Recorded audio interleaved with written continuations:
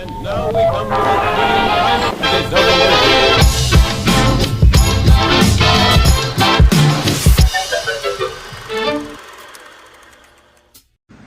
Gawa tayo ng isang masarap na biko. Good afternoon mga kamamsi. Nalalapit na naman po ang araw ng mga patay. So, sigurado pong magugustuhan ninyo kung anong lulutuin ko na kakanin sa araw na ito. Ito po'y kalahating kilo lang po na pinagsamang malagkit na bigas at black na malagkit na bigas.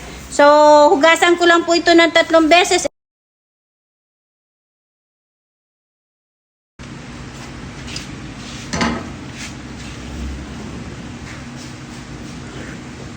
Kapag ganito na siya na nakatihan nyo, haluin nyo para parehas maluto yung nasa ilalim at nasa ibabaw.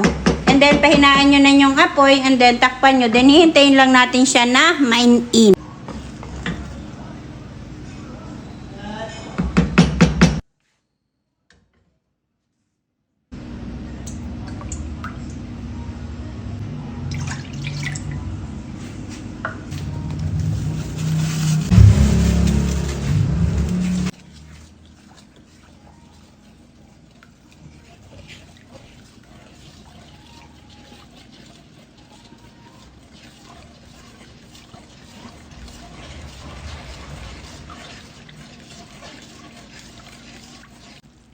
Ayan, okay na yan mga kamamsi. Malapot na yan. Pinapalapot ko po kasi para kahit hindi ka agad maubos, ay hindi ka agad mapapanis.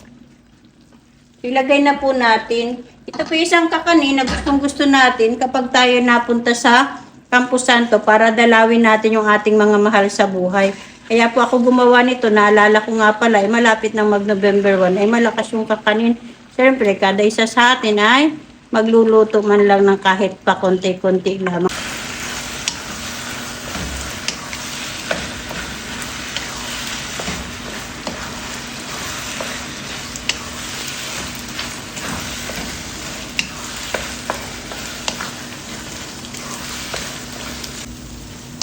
So, ganyan lang po siya kadali mga kamamsi. O, diba? Nagmamantika na siya, mga kamamsi. Hinaan nyo lang yung apoy para hindi kayo mapagod. And by the way, mga kamamsi, naglalatik na ako. Malapit nang maluto yung ating latik. Nagmamantika na yung ating oil, mga kamamsi. So, tanggalin na natin at ilagay na natin sa ating isang lalagyan habang nagluluto pa rin tayo ng ating latik. So, okay na po ito, mga kamamsi. Off na po natin yung ating stove. So, ayan mga kamamsi, naisalin ko na yan.